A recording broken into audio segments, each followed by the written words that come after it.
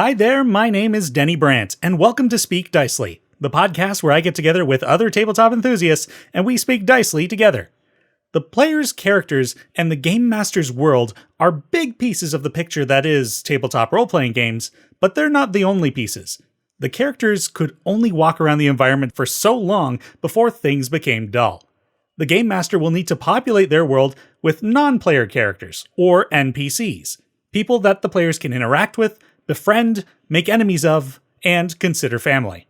Joining me today to talk about non-player characters are Nic Casali and Ryan Worthing. Hey there, folks. Hey, how's it going? Hello. Hello. Good. And how are you doing? Man, I'm doing wonderful. I'm so excited to be here. I'm a big fan. What? I'm fantastic. I too am a big fan. In fact, you are the Fantastic Fiend. Yay. And yes, so we've got returning guest Ryan Worthing, the Fantastic Fiend. And Nic, this is your first time on the podcast. Happy to have you. Thank you very much. Happy to be here. So we've had Ryan before, but for you, Nic, we've got questions that we ask each of our new guests that come onto the podcast. So tell us a bit about yourself and what is it that you're passionate about? Sure. So about me, I am a sucker for efficiency. I love efficiency and I love creative ways to get things to be more efficient. I know that sounds very vague, but I'm a very vague and eclectic person.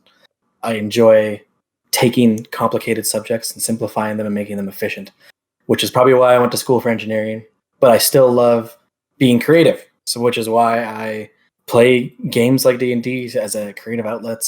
Keeps me out of the sciencey, wyancy stuff and into my mind and my imagination.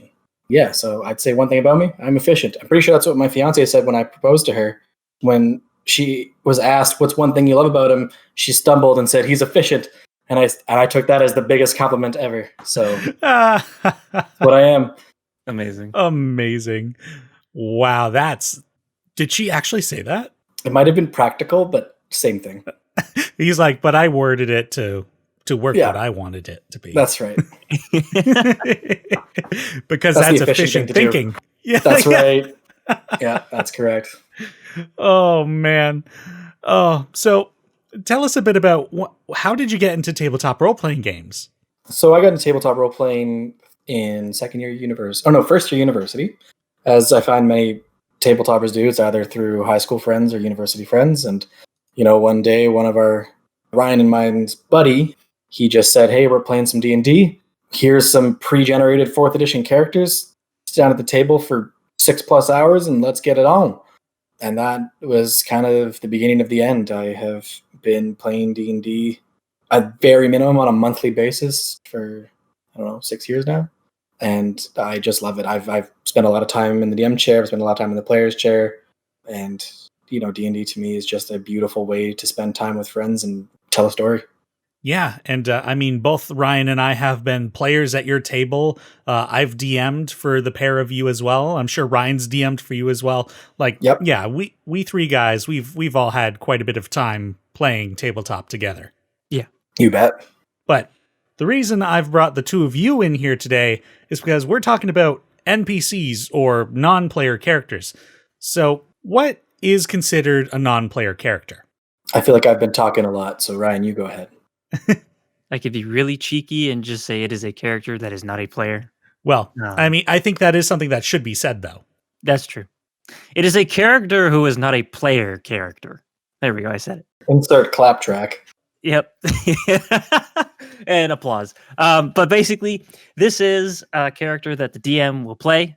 Basically, there could be anywhere between, depending on the size and scope of the campaign, anywhere between 5 relevant NPCs to like 20 or even more, depending on how big your world is. And it's like, think of it like you're watching a TV show. You've got your main character, like let's say Breaking Bad. You've got your main characters. You got Walt and Jesse and Hank. And then you've got your NPCs. They're like Gus and like Mike and Saul. Like those are your NPCs. Those are your world characters. But they do have a big effect on the player characters, being Walt and Jesse, of course. And there's a lot of different kind of NPCs. I don't know. What do you guys think? Yeah, I think what you've said is completely correct. But to elaborate upon it, I would say NPCs are another tool that a DM has to further a story. as well as flesh out a world and provide some depth and detail to their world. They differ from PCs as a general statement in the way that they are used as I don't want to use the word tool again, but they're used as a means to an end, no matter how far that end is, whether it's or not. It's like a merchant who's just here to sell you stuff and he's in the game for 2 minutes, to a person who is related to one of your player characters. Mm-hmm. And I think an important distinction here, like we've already mentioned, non-player character or NPC means non-player character and PC means player character.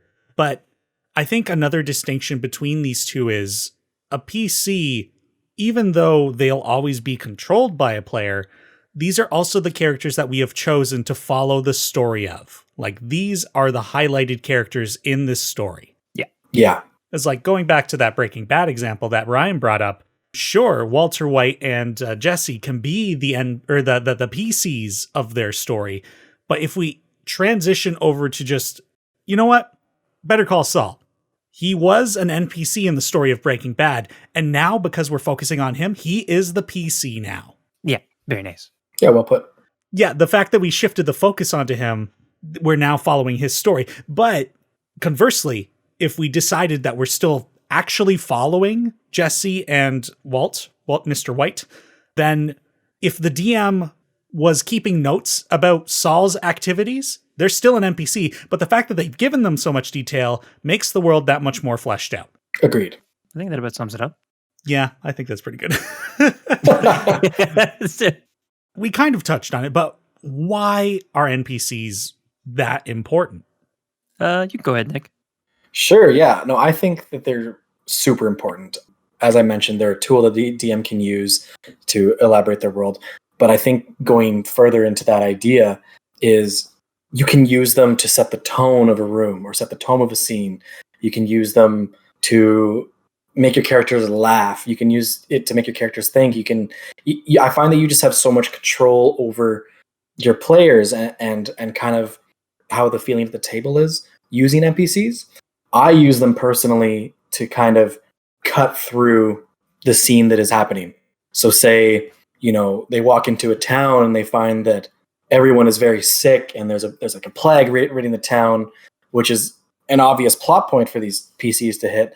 To kind of cut that sadness, maybe I'll introduce a very friendly and jovial and kind of exciting character to try and present a dichotomy in the situation and allow the characters to still have fun while dealing with a difficult situation.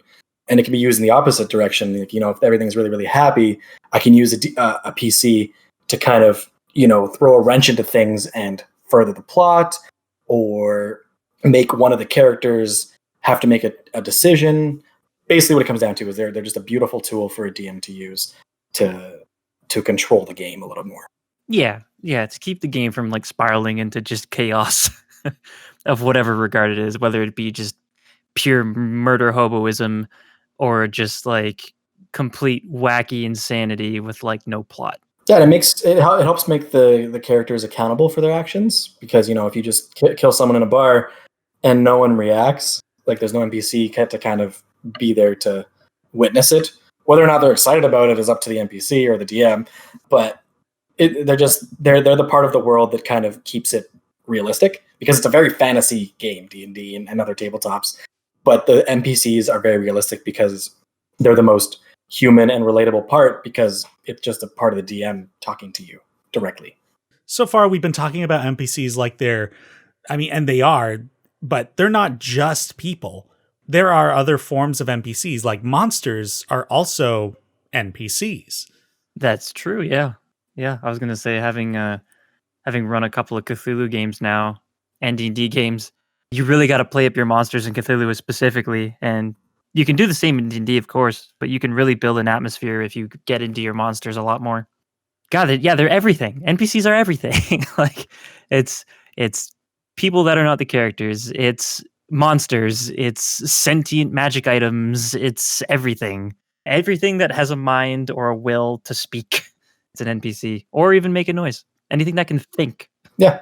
I think for the most part, if it can respond to your actions, it's probably an NPC for the most part. Yeah, no, I'd say that's a good statement. Mm-hmm. Also, another, I guess this is the why they're important, though, right? We kind of jump back to the first one there. I think, well, they're vastly important, because they ground everyone in the world and that stuff, which Nick beautifully said. But you can use them to you can have NPCs represent certain themes if you want to go for certain themes in your game.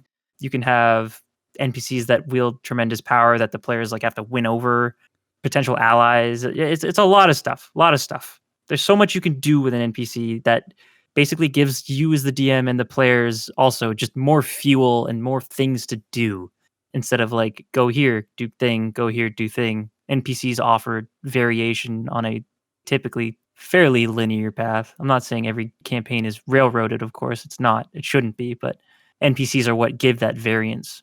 To add on to that, I would also say that I think NPCs are very important because as a DM, we kind of get stuck in our own little world of our own little DM world, right? We want to design the most beautiful cities. We want to have descriptive paragraphs of each tavern and bar.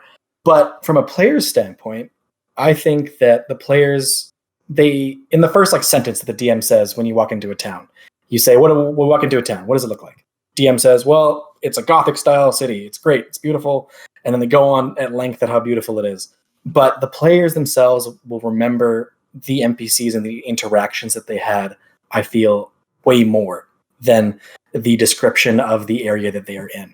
Because depending on the DM, NPCs make you feel an emotion or make your player character feel an emotion.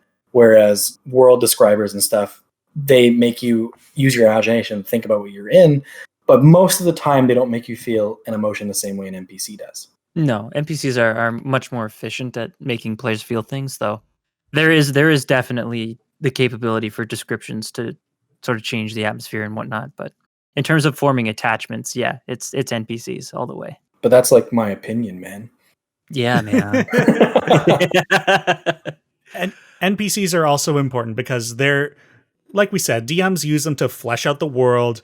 Having society as a character is important because it holds the player characters accountable, but also the players can establish connections in the world to help ground it even further. Because you've got family, or if you're probably playing for the first time, they're all dead. You've got a guy who's good at something, so you can contact them. Or another close connection might be, I don't know, you might be close connected with another party member, which makes the bond of the players even closer.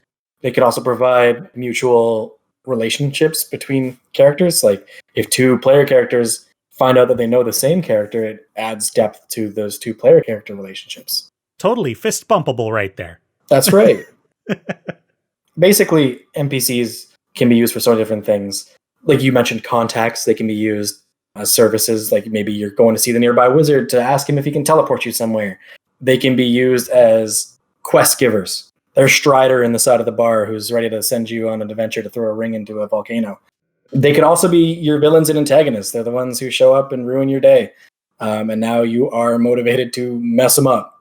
Yeah, they're just so useful. And as a DM, I love NPCs. I love making NPCs. I love giving NPCs stupid names, and they're the best. Stupid names. Yeah, I love my NPCs. Love NPCs. And those were a couple of the types of NPCs that you can throw out there. We've got the plot advancers. We've got rivals. Having a character there that is direct competition with one of the player characters to motivate them to make their character better is a great plot device to use. And then as these players develop their backstories and insert significant characters within their own stories, there are also minor characters that exist within our worlds as well. Ones that players might interact with one time, and because they're dicks, they might ask you what their name is. You give them a name and then they never talk to them again. You know that story. They're typically merchants. But then you got to write it down and then 5 sessions later, one of the players will say, hey, what was the name of that one merchant that sold me those bootstraps? And you're like, well, I don't know. And well, you should know, you're the DM. And then you got to shuffle through all your notes and you're just like, oh my God. Oh, his name was Gary. And then one of the players is like, no, it wasn't Gary. I think it was Jeffrey. And you're like, well, fine, it's Jeffrey. And then the other one's like, well, no, might have been Kyle. Maybe it was Gary. Maybe it was Gary. And that's when Gary suddenly becomes the main villain in the story because nobody remembered his goddamn name.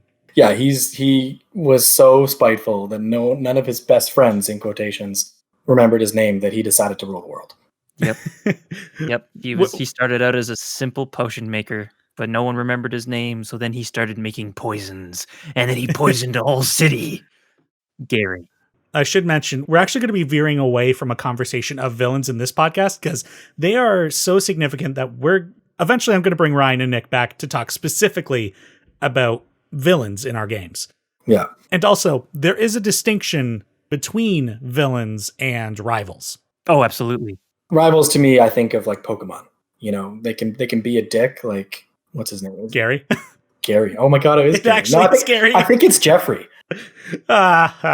Maybe it is Gary. Oh, you know what? Maybe it is. Wow. Anyway, I think of Pokemon when I think of rivals, where they're not directly trying to harm like the PCs or stop their progression. In fact, by presenting a challenge for the PCs, they are helping them progress in an indirect fashion. Whereas villains are your baddies. Yeah. A rival could be a villain, but it's usually just an antagonist. And there is a difference between those two. But we're not talking about that today. But can we talk about my favorite type of NPC?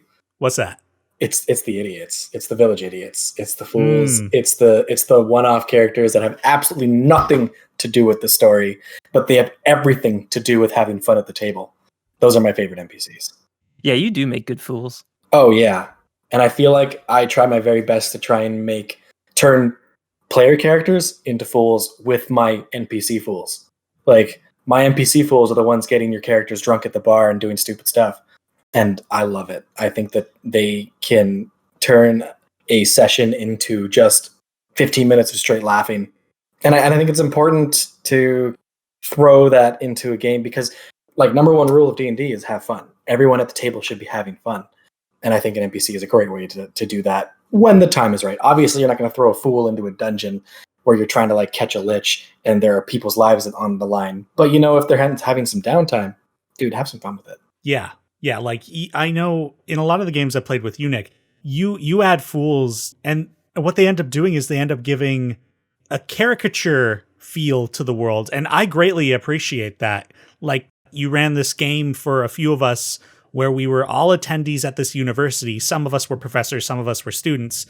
And one of the characters was modeled after Zap Brannigan. And in fact, I think his character last name just ended up being Brannigan. Oh, sorry to correct you. One of the players was playing Brannigan. Yes.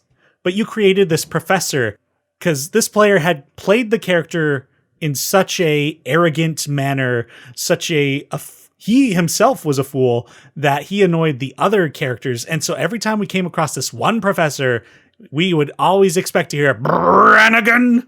Oh, I love it. I love it so much. I try and give them like a little bit of use because I think it's important for them to not feel useless in the world.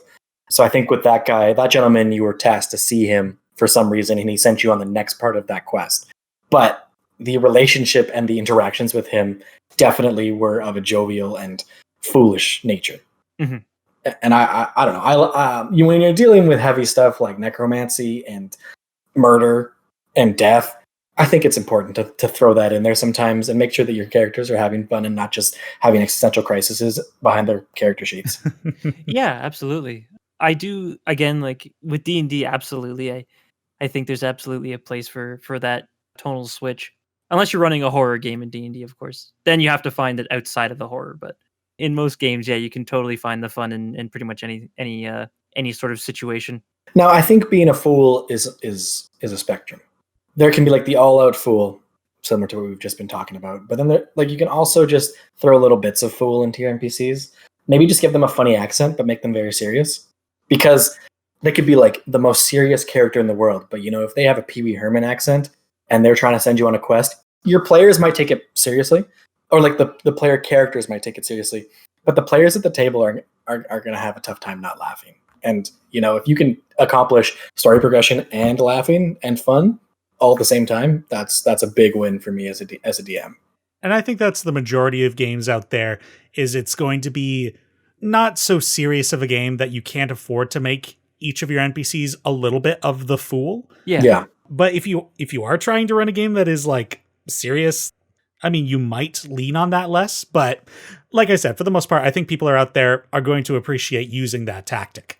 Yeah, and like that serious game, that's a thing that like everybody agrees to during like session 0. It's like, okay, guys, we're playing a game. There's going to be some serious stuff going on. So when serious stuff goes on, we got to be serious about it. But then we can be wacky afterwards. Yeah, and I think the more you play D&D and more you play with certain people as well, as you figure out what kind of D&D you want to play. And, you know, I don't even think that right now, because I'm working a bunch now, I don't even think I would start a game that was super like if the expectation was serious 90% of the time because we want to like have a really fun, serious campaign, I don't even think I would join it. That's just me. I'm just saying you learn about how you like to play and the people you're playing with, what kind of everyone enjoys. Yeah. For me, I like all kinds of games. I love silly games. I like serious games. And for me, I did so many silly games when I first got into the game. Like the first like 3-4 years, I did like a lot of games that were at least semi silly, and that's actually why I got into Cthulhu, because I wanted to experiment. And then I brought that knowledge into D&D, and now I just play all sorts of games. And I just like playing what everybody else wants to play because I'm down for whatever. I had my fill of super serious games, so I'm down for whatever now. Yeah, and something you brought up, Nick, you try to give your NPCs a reason. And I think that's super important too, because I don't think you should be throwing NPCs in willy-nilly to just like do one-off jokes all the time. Yes. Yeah. Like in the example of the fool that we've got here, inserting a fool is a good way to show the players not to do something. Like, for example, the players approach a ravine that is filled with magma and they go, well, I wonder how bad it could be. And suddenly a squirrel just runs by them, leaps off the edge to try and glide across, lands in the lava, and just, it's a terrible, horrific example, but there's a fool NPC that was just like, you jump in there, you're dead. I loved it. Another good example of a fool NPC to show the players what not to do would be like a braggart warrior. Like let's say the players get captured and they're in jail, and let's say they're being held by like, I don't know, let's say they're being held by like a dragon or something. And like the players are all lined up, and then maybe like the braggart warrior goes out, and the dragon's like, "Hey, you're our prisoner now, so blah blah blah blah blah." And then the braggart warrior's like, "How about no? I'm the greatest warrior. You can lick me." And then the dragon just eats him, and it's like, "Well, all right then. I'm gonna do what this dragon says." Like, oh, for sure. That's a better example. I like yours better. I don't know. I think if we gave that squirrel a name, I might like yours better. That's true. Well, and that's another tactic DMs can use is once players become attached to an NPC, you can then strike their heartstrings by killing the NPC. That's right. Oh, it's so true. And I use that probably more than I should. And I think I started using that when I ran Tiamat. I'm like, Tiamat was getting boring for me. I'm bad at following a script. And I was DMing The Rise of Tiamat, which is a module done by Wizards of the Coast. And I think halfway through, they had some great NPCs. And I was enjoying playing these NPCs. And they were enjoying playing these NPCs. But they were just killing it. Like the player characters were just killing it. Anything I threw at them, they just walked over any combat. They talked their way through any social interaction. And you know what? I'm like, these guys are having win after win after win. I got to just give them a loss that they can't control. And so I think they showed up back at a town, and they found this town that they were just hanging out with the night before had just been decimated by dragons. And I found that from that point on, that was a huge shift in the campaign. I think it made the players, and Ryan can probably attest to this because he was one of the players, I think it made the players a little more concerned for not only their lives, but like the lives of the world that they were trying to save. They saw some more legitimate consequences. And I don't think that would have hit as hard if they didn't spend the evening hanging out with that town and all the folks in there and meeting a bunch of people. Yeah. I remember we had a blast. I don't remember the name of the town, but you were like, it was a halfling party or something, right? Yeah, it was a great time. We had a blast. I think we RP'd the party and stuff like for a few hours that session, and I'm pretty sure you ended the session on the town being wrecked. Yeah, and then you guys went to the dungeon, beat the dungeon, no big deal. Wanted to come back to the town to spend the night, and came and found that it was just flattened. Yeah, and that was like my first taste of like a serious D&D game. And I was like, "Oh, okay, I like this. I'm feeling things." Yeah, and I think that's when we first started realizing, raising stakes in a game makes it exciting. Yeah. Yeah, and that's one thing I will always stand by. It's like you can have fun, you can have wacky stuff go on in a game, but you got to have stakes. If I'm in a game, like I need there to be stakes. Like medium rare steaks, at least. Yeah, medium rare. Flank steaks even, bro. Yes, top sirloin. Top sirloin. Grill marks, bud. Grill marks. George Foreman. Another type of NPC I don't think we've really touched on yet is the mentor kind of NPC. And I think people interpret this in different ways, but the way I see it is it's one of the most direct representations, I should say, of the dungeon master, where they can talk to the player characters. Like, if the players are stuck and they've got this wise NPC that they often refer to, they might be able to give them a hint or a nudge in the right direction, or a piece of information that they might have missed to kind of help them find their way again. But you don't want to be too heavy-handed about it. Yeah. And I think, Denny, you are an amazing example of utilizing mentors.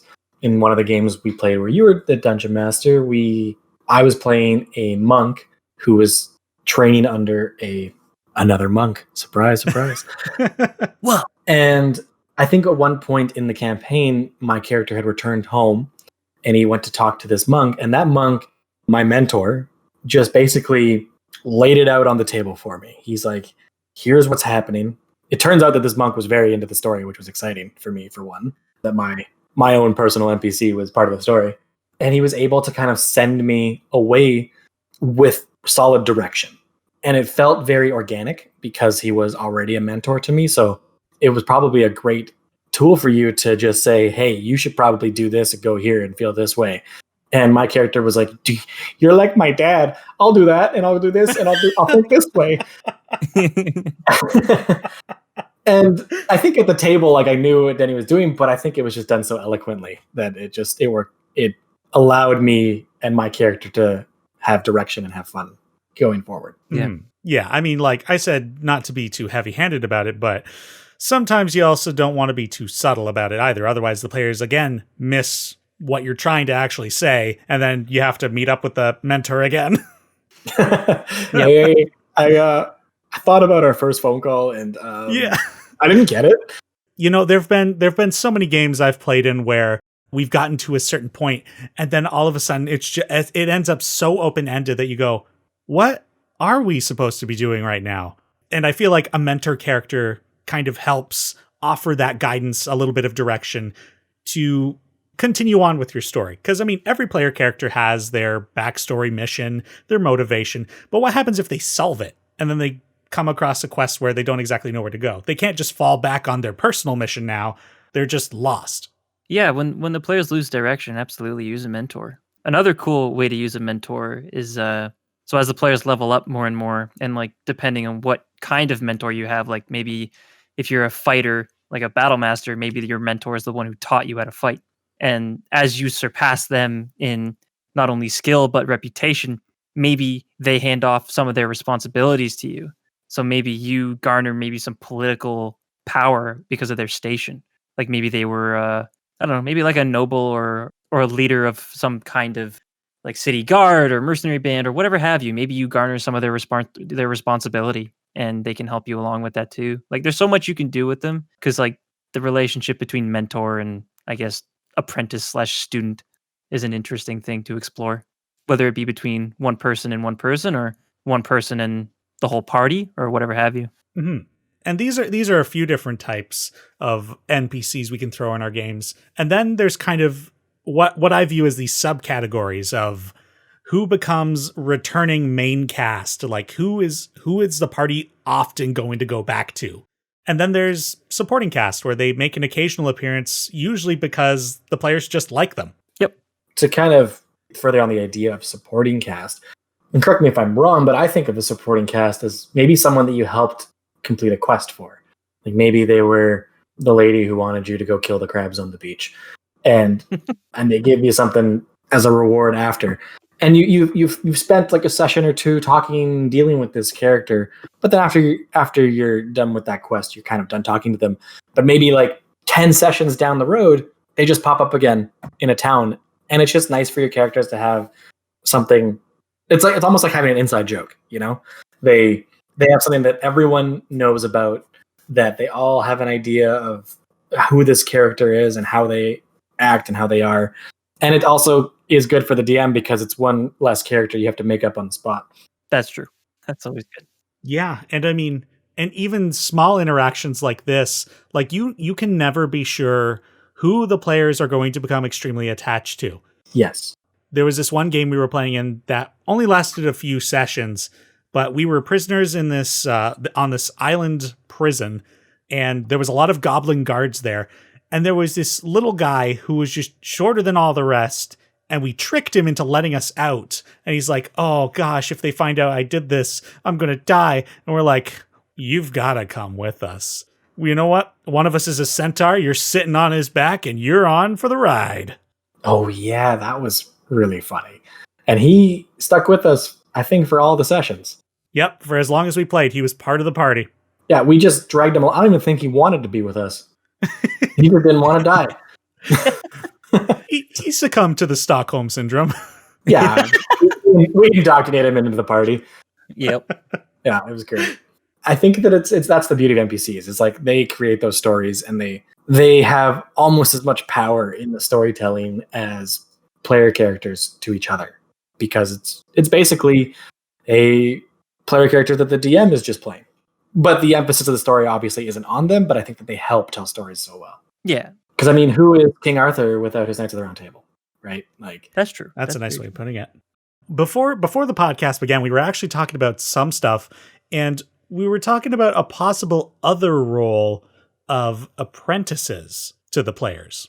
Yeah, I think that is a amazing concept. Oh yeah. Because I think that if one of your players has an apprentice, it creates so many different options for that character's growth. And it also allows the DM to kind of get creative with character growth of their own. So if one of your players has an apprentice, they are going to be teaching this apprentice, one thing or another, whether it's a trade, a skill, how to adventure, whatever it is. And by doing that, they're kind of validating their own abilities, which I think is very exciting for a player.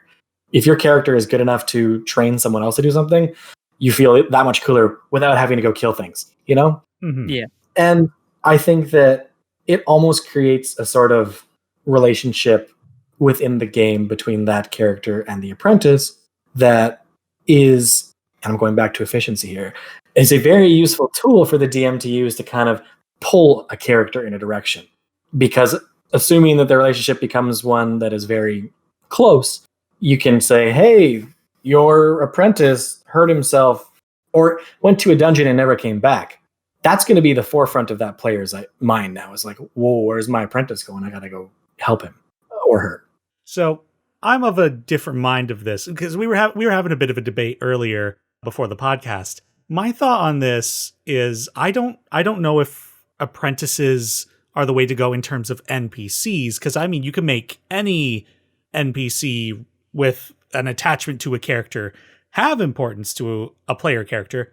Personally, I think that if you're going to have apprentices, the players should be apprentice of each other if they're looking to multi-class. This kind of gets us away from NPC talk, but that's my thought on apprenticing. Fair enough. Because players can have NPCs that are family members, equals. If you're going to do apprentices, it has to be at a higher level because the player has to be knowledgeable in whatever it is they're teaching. So that's something you can't really do at level 1 or 2. But if you're all growing at the same time, the player characters that is, and say in this game that you ran for us, Nick, people on this channel here should be a little bit familiar with Mickey Tumble Run. He started out as a cleric and dipped into warlock. And one of the other players was a warlock. And when I did dip into warlock, I could have established a connection with them to become an apprentice into warlock that way, but I found another story route. But I think it's an interesting idea to use an NPC. Not something I'm a big fan of, but you've definitely made it work. Oh yeah, absolutely. Yeah, no, I stand by the idea of apprentices 100%. I think that's a great idea. And I think you should keep using them. I'll stand with Nick on this one. I think you can totally use an NPC as an apprentice. Now, I don't think they should be the ones making any sort of decisions or any sort of effect on the main story. It should be purely about the relationship between the characters. Mm-hmm. But I think you can make apprentices work. And again, you can have an apprentice be of all sorts of things. Like it could literally be your character teaching a character about like how to be a leather worker. Yeah. So it doesn't have to be necessarily the squire, or the hireling. But at the end of the day, an apprentice can be anything that can be taught. So having an NPC, like maybe one of the characters in the party is a master blacksmith, and like maybe they run a store and they want to teach little Jack how to run the shop while he's away. So, when you're in town, you're gonna teach him. You're gonna spend your downtime teaching and hanging out with the apprentice and all that jazz, and maybe you get into some crazy hijinks. But when you're away, the apprentice stays in town. Mm-hmm. The squire is a dangerous one to play because they have to come into combat with you, right? And they have to come on adventures. So that's when I think it starts to get a little dangerous and a little bit into the DMPC territory. But I do think the apprentice archetype is totally worthwhile exploration. Now, I'm so glad you brought that up, Ryan, because that's what I was about to bring up. DMPCs. I know that some people feel differently about them. For everyone out there, DMPC, Dungeon Master Player Character, meaning a character that is under the Dungeon Master's control that is essentially, at least for some period of time during the campaign, part of the party. I think it is a great idea. What do you guys think? I've seen it done well, but I personally don't do it. The only way I will have a character that I control that is in the party is if the party like goes and hires them. Like, unless they're there for like one session and then they like go away, just to like let them know that they exist. Because like, I think the idea of the party hiring people to help them out, I think is a cool idea. But at the end of the day, I would let the players control them if that were the case. But yeah, it's a dangerous line to walk because the NPC is like, okay, this is a player character that's being controlled by the person who knows everything. You know what I mean? Yeah. And it's like it's just this weird sort of relationship where like I don't know. It as a player, I personally don't mind, but I've had the feeling before where it's like, why doesn't this NPC just go and fix it? He knows the solution, but I'm like, wait, no, he doesn't. But he does, but he doesn't. He doesn't know it. But the DM knows it. But it's the DM. You know what I mean? It's just that's sort of the argument that typically gets brought up, is that it doesn't seem it kind of like is immersion breaking a little bit. But I get it why you would use one, because like sometimes when you like, let's say you're in a D&D group and you are the forever DM. Like nobody wants to DM and you're the guy, then yeah, go ahead, put one in there. get your DMPC game on, because your players aren't going to let you play, clearly. But yeah, if you have done a fair share of both, I think it's something that you should have your party choose instead of you just put there. Yeah, I agree with this. I'm of a similar mindset where it's not impossible to do, but I also don't do it. In fact, I usually don't do it to the extent that I usually don't give any NPCs any levels in a class. I'll give them class features sometimes to make them feel like they're part of that class, but I view classes as the cream of the crop for that kind of field of expertise. And if you start throwing classes on a whole bunch of NPCs, I feel like it muddies the water of the heroism of the player characters. And I like this point, Ryan, that you brought up of sometimes a DM is always the DM and they don't get the chance to play. So yeah, absolutely. Make yourself an NPC that has levels in a class to feel like part of the party. But I don't want to step on my player's character's toes, because my role in this is I've got the world and I've got the NPCs and I've got this overarching story. I don't want to throw in a character that has their own story as well that I can see to the end. And then you're right. There's the metagaming aspect of the DM knows what's coming to some extent. That DM PC will also know what's coming, but if they're really good at playing, then they'll be able to put that out of mind. But with the DM PCs I've played with, I often felt like I just kind of wish they'd take a moment to go on their own adventure so we can get a bit more time to focus on our dynamic instead of our dynamic and their dynamic. Yep. Yeah, and I think you guys bring up great points. I still stand by they're a great idea, but I think they have to be used effectively. I think that in combat, they have to have the shortest turns, if they do have a turn. They have to have very short turns, very concise turns, and honestly, nothing too flashy.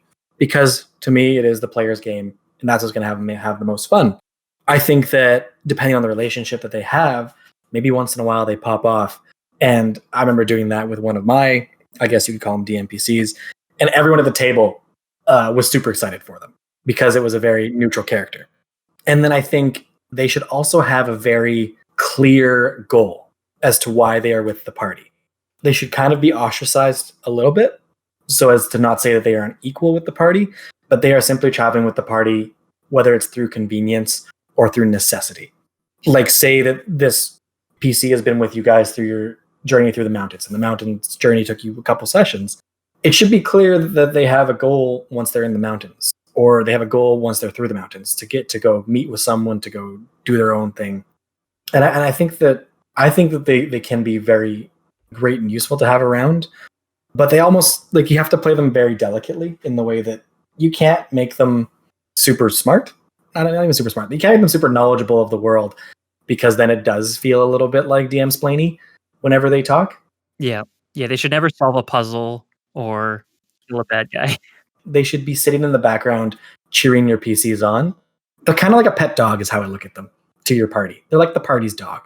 And I think that when they're used in that respect, I think they're amazing. And I personally love using DMPCs, especially if it's a big traveling campaign, because they might not see NPCs for a while. And I think having an NPC there allows the DM to kind of throw some things into the party when there's no one else around. Mm-hmm. Yeah, that's actually a really good point. Because, kind of viewing that DMPC as we previously talked about, a mentor type character or a fool, in order to have those NPCs around, you're assuming like you're in a populated area where you can use that kind of NPC. But if you've got the DMPC and you're like in the middle of a dungeon, you once again have an NPC who can be the fool that touches a panel and gets electrocuted so the players know that that's bad. Or if they're stuck on a puzzle and they've been at it for tens of minutes, the DMPC can be the mentor to be like, oh, well, I think there might be something to do with this aspect of the puzzle. That's a great way to use them. Or they can be used in, say, a dungeon setting again to kind of create artificial, I don't want to say artificial difficulty, but like a challenge. Like, say you're walking into a dungeon and your DMPC trips a trap and it hurts themselves. Now the party has to like make decisions of progressing or trying to help their DMPC. It can kind of create those situations, which some people may see as bad, but I see them as part of this DMPC, as part of the world. Something has happened in the world. As a PC, it is your job to react, and then the world will react according to your reaction. And if the players don't like that such things happen, they could just straight up tell the DMPC to leave. Or tell the DM they don't like this person. Yep. I mean, there's also that. Yeah. You can go out, if you're not having fun and your DM isn't seeing that, that's your DM's fault. Now, if you're not having fun and you're not communicating it, whether it's through body language or proper communication, then it's kind of everyone at the table's fault. Everyone has to kind of mitigate the problem. I can see how they'd be troublesome for sure, guys. I get that. And I hope that you're comfortable enough at your table to tell your DM. Oh, yeah, absolutely. Yeah, we all have our own DM styles. There are ways to make it work. So it comes up again and again. If you're a player, communicate with your DM. If you're a DM, communicate with your players. Keep those pathways open, because that's how you ensure everybody's going to have fun. Yeah, absolutely. So how do we create NPCs, and how much effort do we need to put into their creation? Okay, so this depends on how prevalent this NPC is going to be throughout the game, and like whether they're going to be a returning character or a supporting character or just a random person that they meet.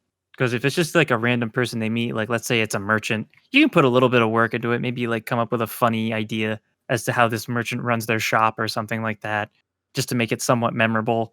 And then just give them a name and bada boom, bada bing, they sell things and they're nice and they're funny or something. It's that quick. That's like your merchant go-to thing. Unless this merchant is like a big deal, if the merchant's a big deal, then you have to say, okay, then what are their goals? And like, okay, do they want to have a successful business and that's it? Or do they want to maybe get their business successful and then accrue maybe like some land somewhere or whatever have you, right? they got to have goals and then obviously a purpose. I mean, I started with a merchant, so a merchant's purpose is obviously to sell things to the party. But then, you move up to like supporting cast, which is characters that show up, every once in a while. These people have goals. They have things they wish to achieve. They have potential quest lines if the players choose to follow them. So, for these guys, you're going to want to write a short but, efficient backstory to say where they came from, why they are where they are, and what they want to do. Maybe get like a stat block for them, depending on what their function is. Like maybe if they're a mercenary, get a stat block. But keep in mind, like every layer that you go, so like all the stuff we did for the random people, you have to do for the supporting cast. So give them a function, give them a name, give them a purpose. But this time you're adding the backstory and the dreams and whatnot. And then you move up to the main cast. And Nick, do you want to talk about the main cast? Yeah, for sure. So personally, I put a lot of effort into my NPCs. It's probably where I put most of my effort when I'm designing a campaign. Same. Unless we're doing dungeon crawls.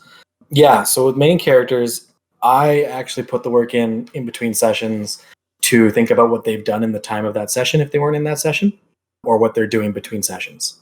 So meaning if I have some characters that are crucial to the story and are going to probably pop up in the future of this plot, I will think of actions and events that happened in their life in the time that they are off screen, per se. Mm-hmm. I will level them up. I usually make full character sheets for them. I will level them up accordingly, depending on their relationship to the NPC or to the PCs. They will be higher or lower level, depending where they are.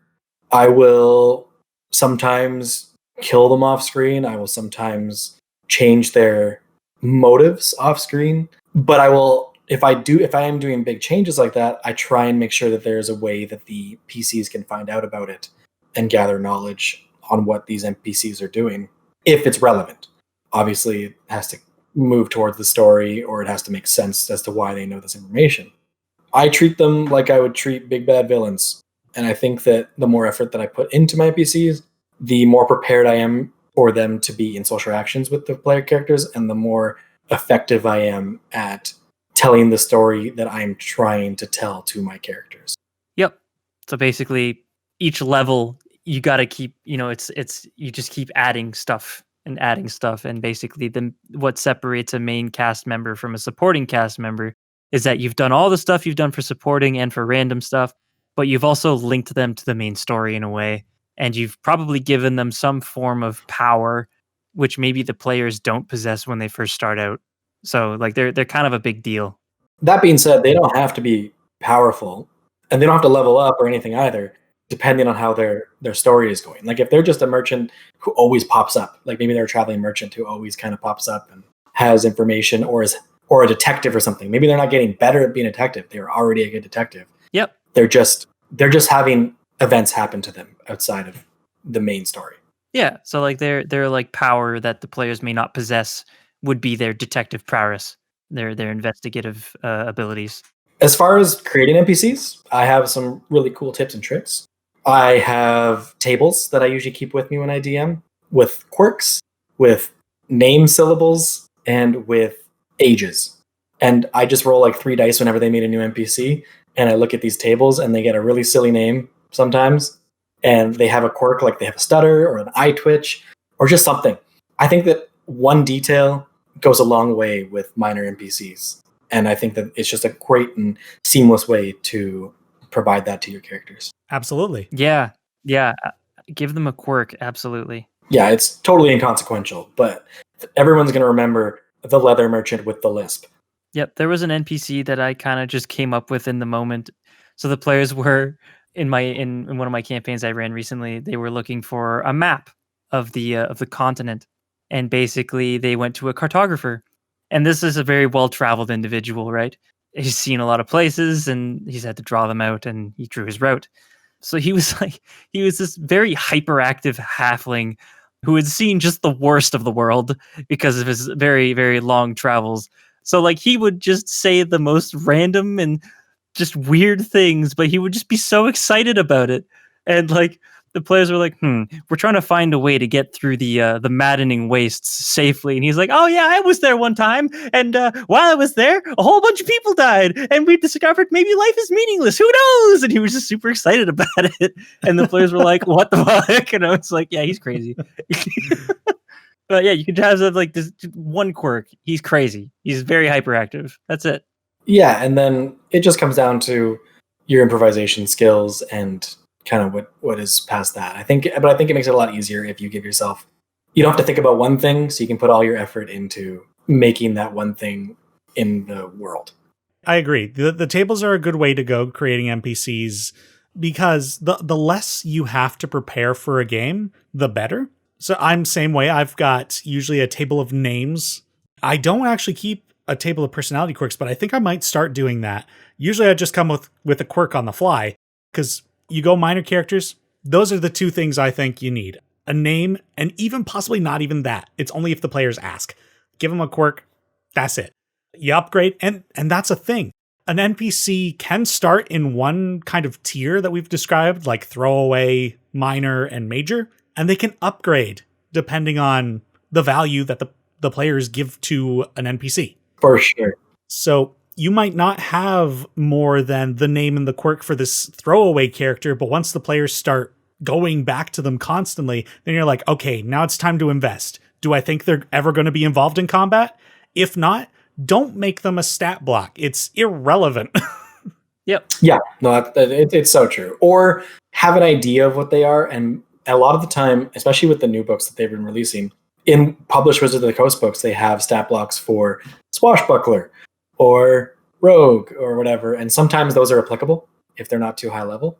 Yep. So just have that in mind. That's an easier way to go about it as well. Because if you ever need to make an NPC roll a wisdom save, rather than just making up a wisdom score in your head, you can try and use those as a base. So it feels a little less like you're fudging the game. I've definitely done that before, where I've tried not to just say, oh, they're kind of wise. They have a 13 in wisdom. I'll just try and find a stat block that's relevant in the book and make that work.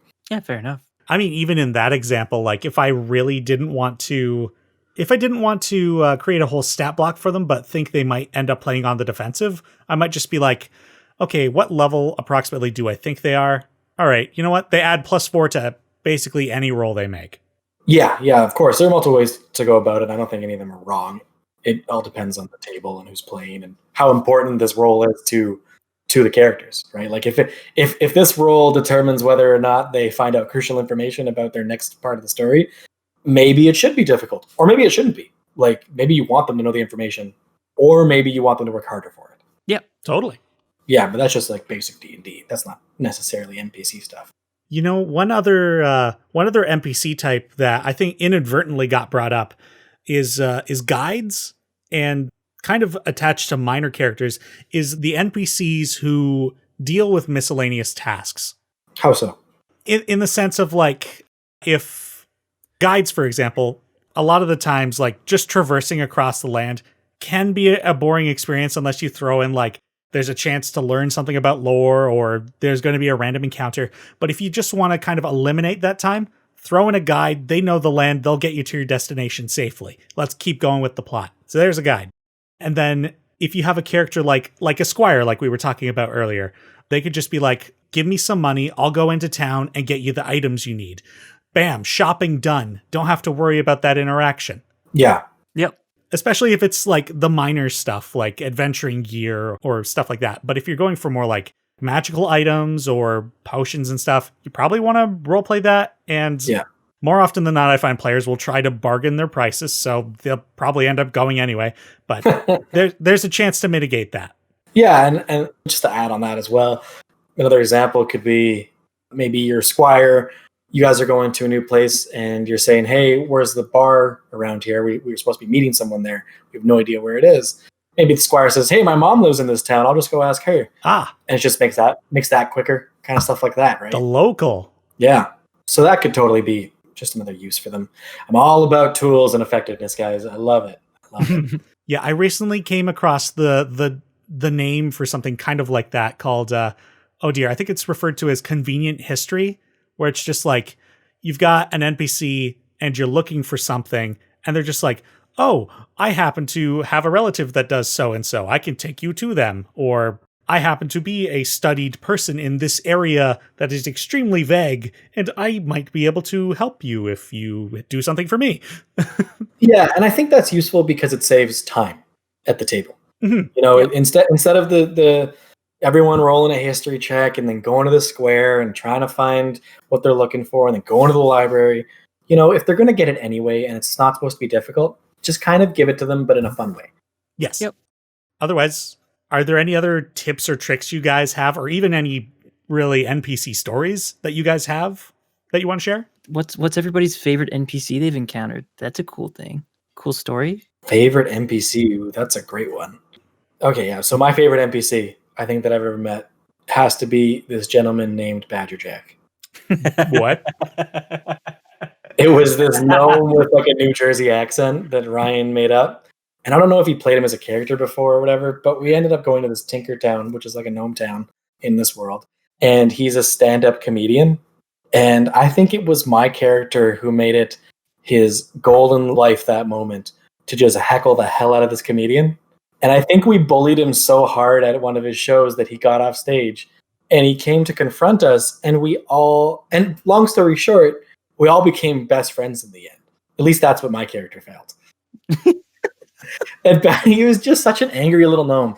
And I loved him so much. And I found that he just provided my character with so much joy.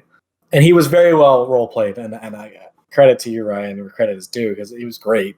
But I just think that he added so much in that world, especially because my character wasn't very interested in Tinkertown. We were going there for intellectual reasons, and my character was dumb. And I think it gave my character a purpose to be there and enjoy himself.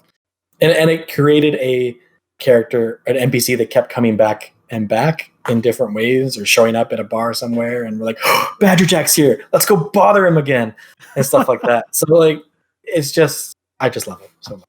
Yeah, Badger Jack is a gnome, and his quirk is that he talks to everybody like they're shorter than he is. Oh, that's awesome. Yeah, and he's a really angry New Jersey accented guy. Very angry gnome. A slam comedian. Yeah. Oddly enough, I don't feel like if I'm looking for non-villain specifically, I don't know if I have a favorite NPC that is coming back to me. Though I can remember one that I really got emotionally attached to very quickly. There's this game that my friend Adrian is currently running, and we're all playing as animals in this Zootopia-like world. And we got invited to this party on a pirate ship in the middle of a desert. And one of the powerful attendees of this party was just kind of in the corner and just kind of on their own, and like the whole party just like kind of grouped up to her and we're like, hey, how's it going? And they just were this incredibly shy but likely one of the most powerful people in the room, and they were just like, oh, I don't know if I'm enjoying ourselves. And like our characters just started dancing with them and like getting them out of their shell, and I was like, this person, I don't care how powerful they are, they need to be protected.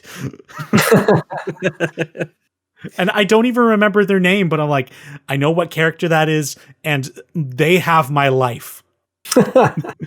and right there, you just added something to your character sheet. Like, you've added a bond. Yeah. Like this one interaction with a NPC has helped form your character, which I think is so cool. Yeah. My favorite NPC that I've encountered, I was having a toss up in my brain. They're both from Onwards and Upwards, Nick. They're both from your campaign. So be proud. It was a toss up between Brick and Mr. Kristoff. And I think, why didn't I think of any Onwards characters? I'm a fool. I think I'm gonna go with Kristoff because he's this character that was built up to for a long time. And my character Chance developed this fascination with airships. And when we finally met Mr. Kristoff, he's just this very like wily and hyperactive and like he hasn't slept in like a week because he's been building an airship and he has a very tight deadline. And he's just like this crazy man. And I just love the one scene I had with him. Is that when you came flying in on a rope? No, that was with Roman. Never mind. Sorry. Yeah.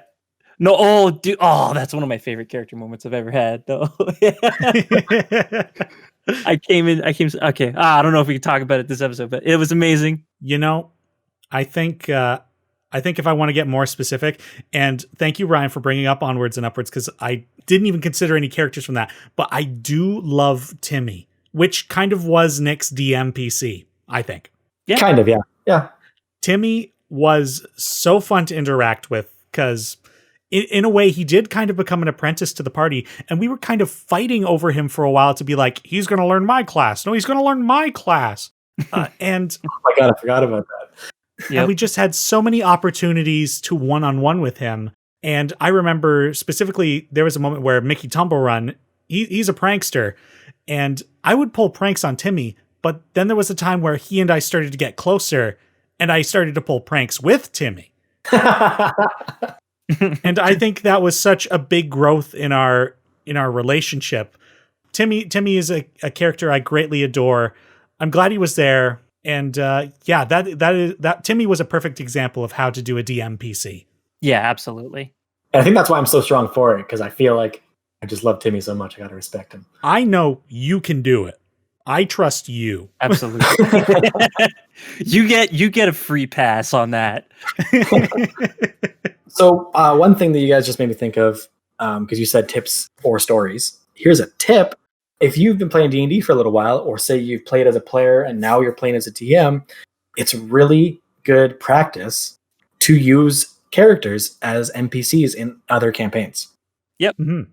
And I think that both of you have done this now. Like with your Dicely campaign, you're using PCs from the last campaign as NPCs in the new campaign. I know Ryan has been using, he's kind of created this whole canon for himself of all of his characters in his worlds. Like in the Rise of Tiamat session that I ran years ago, he had a character named Gregory Ironstomp, and now Gregory Ironstomp is like the Lord of Brewing in his new world that we're playing in right now. And I just think that that's an amazing idea, and it also helps you do less work because you already have an idea of who this character is. And I think it's also a lot of fun, especially if you're playing with a similar group of people, to see NPCs transition or PCs transition to NPCs, and maybe even vice versa, right? Like if you have an NPC in a campaign and you're like, I really like that person, I think maybe I could play them in the next campaign. That's a cool idea as well, if that's something you're really interested in. Oh my goodness. Yeah, like I like using my own player characters as like people who are alive in the past. Like I like having maybe descendants of my old player characters be present in the game. Yeah. But like the stories that did take place, like the campaigns they were a part of, if I can work them in some way or tell a similar story with those characters, then I will, to like fill the canon and like tell that story in the world. Because I love all my characters, I really do, and I want them to be present in the world of my making in some very small way, just to be like, oh, I remember that guy. He's pretty cool. Let's be real, we're all suckers for nostalgia. So like bringing up an old character just feels good sometimes. Yep. Oh yeah. There's the very odd case where they are still alive. Like there's maybe one or two I think that are still alive in my world. Yeah. That's it. Mm-hmm. I hope you don't find them. If you do, you're in trouble. What are some NPCs that you've created that you've fallen in love with? I can't remember the name of all the knights, but the knights who worked under Syrian in Onwards and Upward. The Knights of Syrian? That's what they were. Yeah.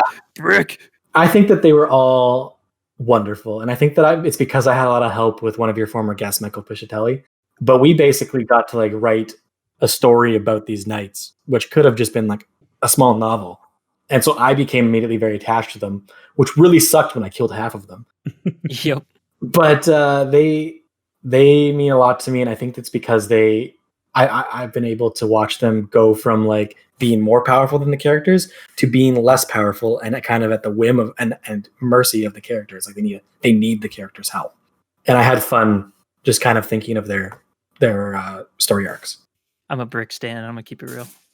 God, if you guys listen to the podcast, you guys really have to go see Onwards and Upwards, because I think you guys would love Timmy and NPCs. Yeah, I think I might.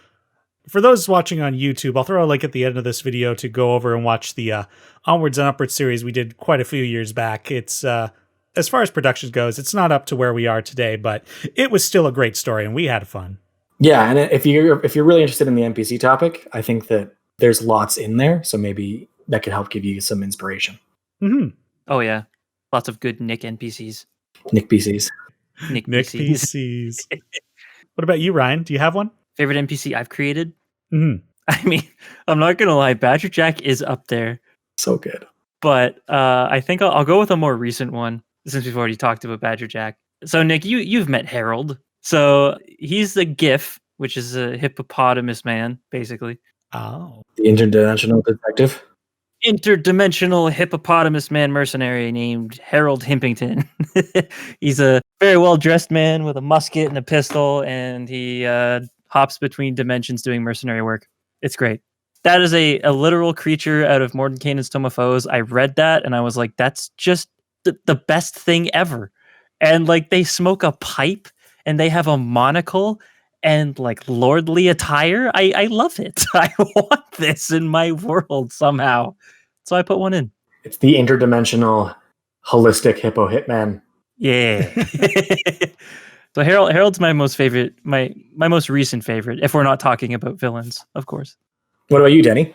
I think one of my favorite NPCs, I can't talk about my favorite NPC, so I'll talk about what I think is like my second favorite and non-villain. So in the campaign that I ran for the both of you in an underground setting, there was a lot of intrigue and a lot of mysteries that had to be unraveled. And at one point, you guys had found this ruin, and venturing into it, you found the ghost of a character named Kardrak Mithrocote, whom you had interacted with. He's supposed to be alive. And he was alive. Yeah, that was wild. Yeah, that was crazy. What I liked about that NPC was the implications from the fact that the ghost of Kardrak Mithrocote existed. And you guys were like, what does it mean? But also he was a nice guy. Yeah, that campaign had a bad case of the body snatchers. Oh yeah. Oh yeah. But that was awesome. Like that was such a cool moment, but you're right, because just the fact that this ghost is here made us just ask question upon question upon question. And Denny's just sitting there like putting his or slapping his fingers together menacingly at us. He's like, are you guys even real? And we're like, we don't even know. And he's like, you're not. And we're like, what do you Well, I mean, and then we had the scene that followed, which was the end. One of the PCs wasn't who they thought they were too. So it was just like, Yep. Yeah. Oh, I loved that campaign. So many questions. I was only in it for a few sessions, but goddamn, that was a good game. So do you guys have any other tips, or shall we move on to a game? I think the last thing I just want to say about NPCs is remember it's the PC story. NPCs are just there to make the PC story better. That is all. Yes, NPCs are important, but players are more important. Yeah. Mm-hmm. NPCs are there to help the world feel more rich, but in the end, we're following the story of the players, and make sure you don't step on that story's toes for sure. Yeah, and don't be afraid to play the idiot or the tactician or anything. Whatever the NPC is, have fun with it. The DM to players is one way that the DM can communicate. NPCs to PCs is the other link. So don't be afraid to use NPCs to help the players out if needed. But again, don't try and play the game for them with that. True say. Are we good to get on with some gaming? Do it. So the game that my guests have decided to play today is we're going to be setting up quick scenarios for each other, and we're going to be deciding if we roll a natural 1 or a natural 20. Oh, play the jingle, Denny. This is Nat 1 Crit 20.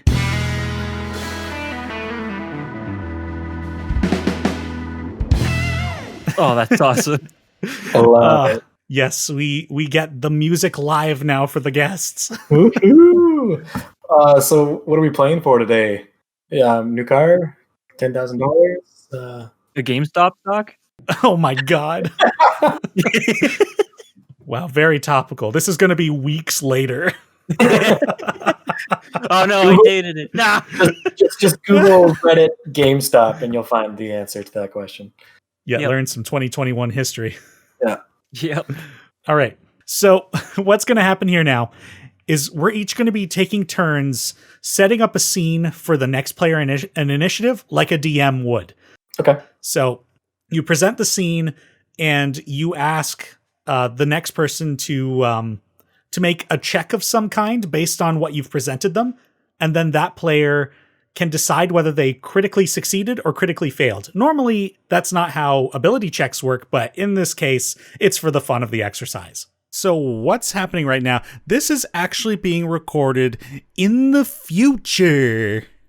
Thankfully, Ryan and Nick were gracious enough to come back and play this segment again because I ended up losing the audio footage of this game. It's like more than a week later, midnight, and we're just gonna do this game for your guys' entertainment. Thank you guys for coming back. Yeah, man, I love this improv game. No problem. I just explained the rules to you guys, so who would like to start the situation, or shall I? Go ahead, Denny. All right. So, we are a traditional adventuring party. We have gone into the depths of this dungeon where a lich is said to be residing. We've been sent on a quest to destroy their phylactery so that they can no longer regenerate after having been slain so many times by other adventurers. Creeping through the dungeon, Ryan, you are the rogue of the party, and you're traveling through the dungeon first as the most stealthiest of the pack. To discern if there are any traps ahead of you, I'm going to need you to make a perception check. Do you crit succeed or crit fail? I will critically fail. Ooh. And in fact, I will stumble into one. But because I am a rogue, nothing happens, and I'm fine. Wow. Because rogues aren't possible to kill. All right, so what happens? So the rogue will stumble and fall into a pit trap, but will squeeze like a piece of paper. I don't know, let's say you wove a piece of paper between your fingers. That's the rogue between the spikes in the floor. The rogue will then bounce out of the pit using his very wonderful climbing and jumping ability, and he will inform the party that he has found a trap. But as he turns his back to the hallway that he was heading down to inform his party, he has to make a dexterity saving throw as a firebolt is being flung at him from the darkness. Nick. The rogue, Ryan, you could say. Or fail critically. His dex save, turning him promptly into what looks like an overcooked turkey dinner. Oh no. However, there is a very adept cleric in the party. Denny, we shall call him. Oh. I'd like you to roll a medicine check to put the flames out of your rogue buddy. All right. So, I think in this situation, I'm going to decide to critically succeed as I leap over the pit trap that the rogue has discovered to assess the wounds that the rogue has just received. On my critical success, not only will I put out the fire, but I'm going to inform the rogue that being on fire is not great for wanting to stay alive, so you should avoid getting roasted in the future. I straight roasted him. Man, you got burned, and then you got roasted. Ooh. Somebody get this guy some milk. Oh, man. Do you guys want to go another round? Yeah, let's do it. Sure, why not? I'll start one up. We start our scene in the depths of a Shadowfell forest. You look around and you just see shadows of trees. You're not even sure if the trees are actually there. You're unarmed and just walking through this forest. You're not sure how you got here. You're not sure where you're going. All that you have to keep you company is that chill down your spine. You hear a crack of a twig behind you, and you look back and you don't see anything. Denny, make me a perception check to look closer. Okay, I'm going to critically fail as I guess I'm some sort of commoner who's not used to this sort of situation. So when I hear that snap of a twig somewhere off in the shadowy trees behind me, reflexively, I turn in that direction and go, "Hello? Is somebody out there? Can you help me?" And boof, boof, heavy footsteps begin to advance in your direction. And from these shadowy trees, in a similar shadowy form as the forest around it, this large, hulking thing, frog amphibian-like in appearance, long arms that just drag down on the ground beneath it, and a wide maw that you can only barely make out because there seems to be a light source coming from somewhere that just shows the glints of its teeth and pinpricks of light hidden in its eyes.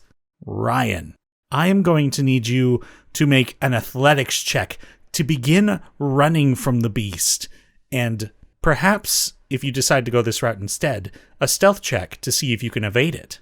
We will critical succeed the athletics check as we break out into a brisk sprint, though we will critically fail the stealth check, as in shock of seeing the beast, the commoner will very quickly turn around and bash his left shoulder off a tree, which he will wince in pain at, which the creature will hear.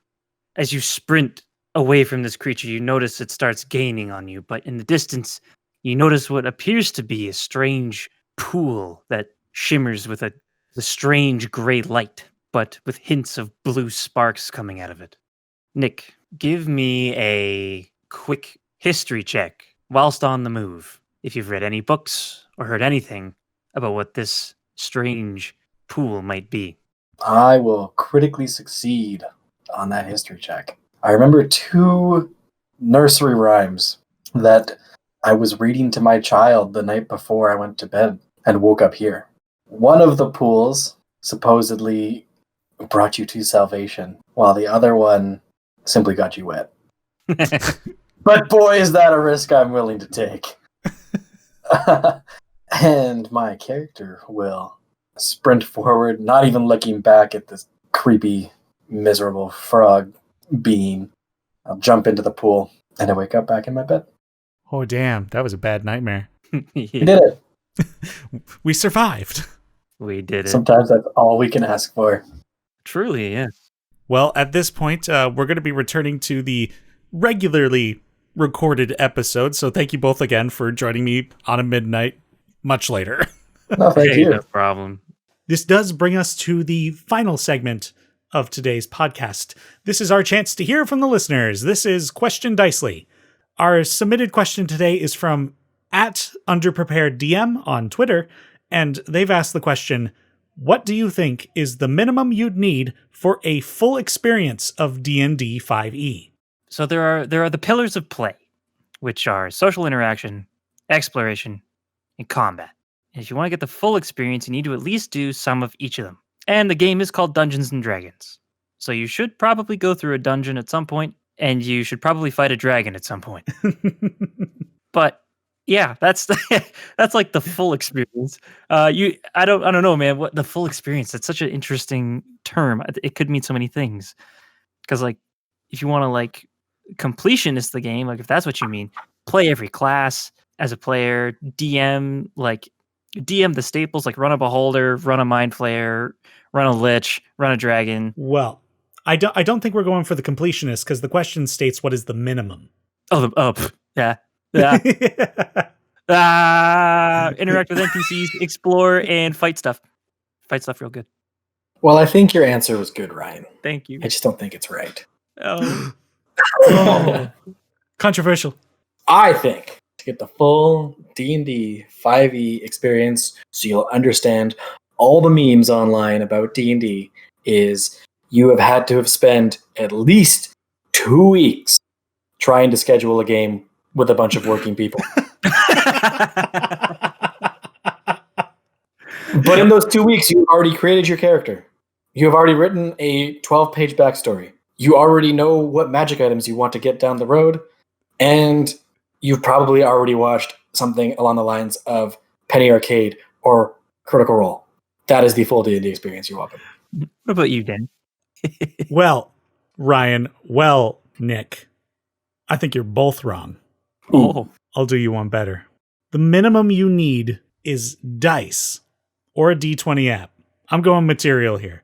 You need a character sheet. You need a DM. You need the DM to prepare an adventure, and you need some friends to play with. That is the minimum to have the full experience of D&D 5e.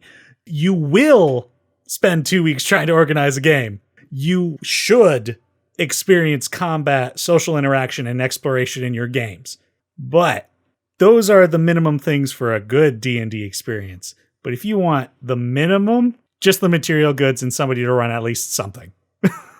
You know what, Denny? I'll do you one better. Oh my god. I'm kidding. Oh my god. I was really hoping you were going to do something. But you need honest- oxygen, and you need living people, and you need Imagination. polyhedral objects made out of various materials, and a table. I feel like, though, on a serious note, though, I don't think if you're a player who is starting out and hasn't played D&D for the first time, because of the current situation, I think you can play D&D, but I think for the full experience, you gotta play a game at a table with some people. Yeah. And that you don't have to know these people. There are plenty of what's it called, adventure leagues around in many cities and many like card shops or gaming shops where you can just sit at a table and some DM has prepared something for you and you can just play along. And that's a great way to get into it. I've been blessed to have friends who've shown me the game, but I've heard of great experiences the other way around. Yeah, and don't be afraid to be the person to introduce your friends to the game. If you like go out to adventures leagues and you're like, I want to get my friends into this, do it, man. The starter rulebook from Wizards of the Coast is a free PDF. Yeah, it's all the player mechanics you need. Like the only thing it's really missing is some spells and some player options, but you don't need those to play.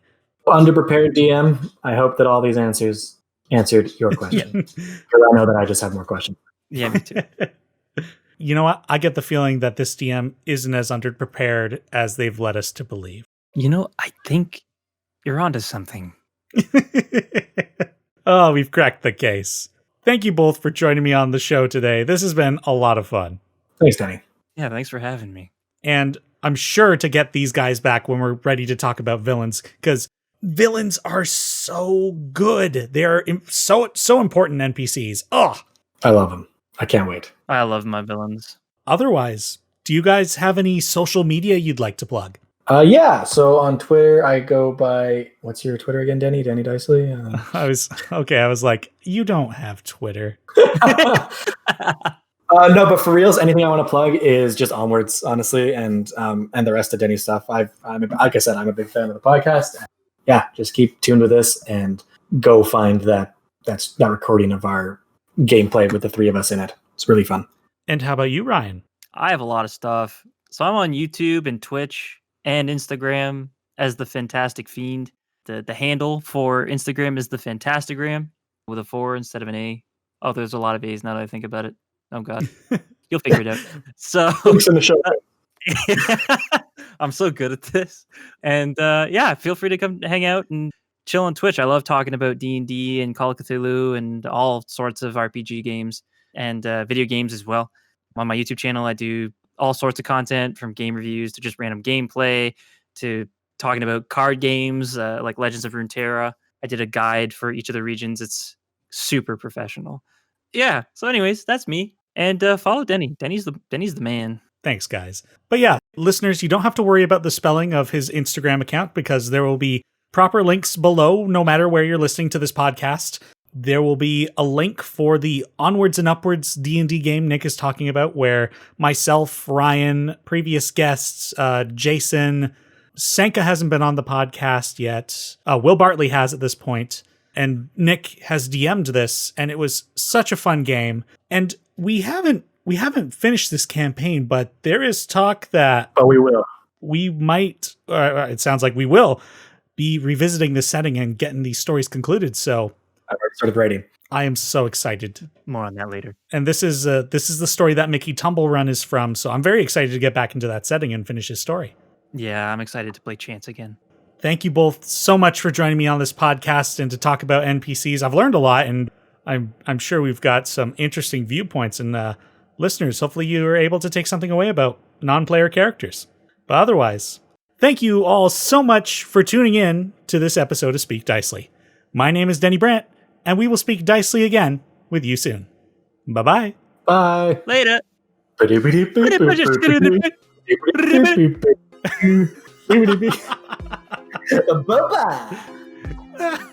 Bye-bye. Oh, great. The Speak Dicely podcast is produced by Teni Brant. The intro and outro music were created by Salik Brant. If you enjoyed this content, be sure to subscribe to the Dicely DnD YouTube channel. There you can listen to previous episodes of the Speak Dicely podcast, as well as watch our introductory series on how to play Dungeons & Dragons. You can also follow us on Twitter, Instagram, Facebook, and Twitch at Dicely DnD. And you can now listen to the podcast on Podbean, Spotify, and Apple Podcasts. We'll see you next time on the Speak Dicely podcast.